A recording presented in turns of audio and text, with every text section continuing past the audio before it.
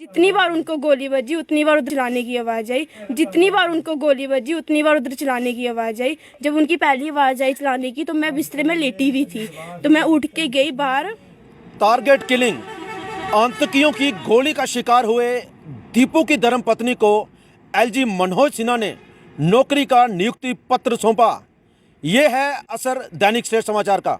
क्या था कोई ना था उस मेले का बेच कोई था ना, और क्यों नहीं किया मेरा बच्चा ने लड़की ने उनकी मतलब ऐसे पड़े हुए थे वहाँ पे, वो तब उनकी सांस चल रही थी वहाँ पे। तो जब मैंने उनको गोदी में उठाया तो उनकी सांस चल रही थी। जब वहाँ से एक बंदा आया वहाँ से स्कूटरी में, फिर वो ले गया वहाँ पे। तो ईद पे उस लड़के ने बोला था तेरे से मैं बदला लेके छोड़ूंगा। बड़ा मुड़ा मेरा आँखी नहीं दिखाई देता है, आँखी नहीं लगता सी ए मुड़ा कमाई करिए तो घर पैसा भेजदा खाने का गुजारा होंदा। देखो घर देखो सारे देखो हैं।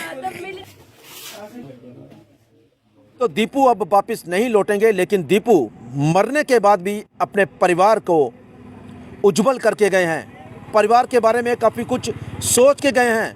अगर दीपू आज ऊपर से देख रहे होंगे तो ज़रूर वह खुश होंगे, क्योंकि उनके जाने के बाद उनका परिवार जो है रो जरूर रहा है, उनको याद जरूर कर रहा है, लेकिन भूखा प्यासा नहीं सो रहा।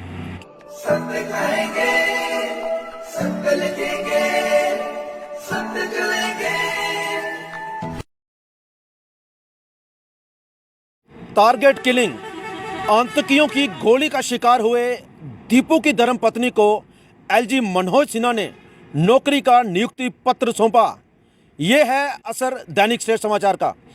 दैनिक श्रेष्ठ समाचार में आप सभी का स्वागत है। मैं हूं अरुण शर्मा।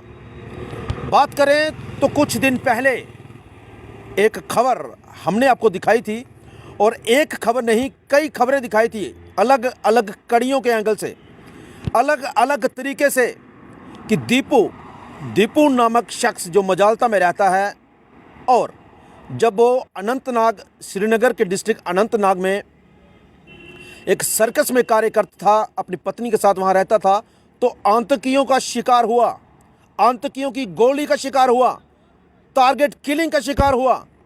और उसके बाद उसके परिवार की जो स्थिति थी, जो खस्ता हालत थी, वो हमने आपको दिखाई। उसकी बीवी किस तरह से रो रही थी वो हमने आपको दिखाया। उसके बाद खबर का जो असर हुआ, कई समाज सेवी लोग उनके घर पहुंचे। दीपू के जो पिता हैं वह आंखों से भी कम देख पाते थे और कानों से भी कम सुन पाते थे, लेकिन समाज सेवक लोग जो हैं वो आगे आए और उनकी आंखों का इलाज करवाया। उनके भाई, दीपू के भाई राजू की बात करें तो वह भी आंखों से देख नहीं पाते थे, 2 बच्चे हैं उनके, लेकिन समाज सेवक लोग जो हैं वो आगे आए और उनकी आंखों का भी इलाज किया गया। उसी के साथ सरकार द्वारा जो मदद की गई, सरकार द्वारा दीपू के भाई, दीपू के पिता और दीपू की पत्नी को पेंशन लगाने की बात की गई। और उसी के साथ अब जो बात सामने आई है कि एलजी मनोज सिन्हा द्वारा उनकी धर्मपत्नी को, दीपू की धर्मपत्नी को नियुक्ति पत्र सौंपा गया है।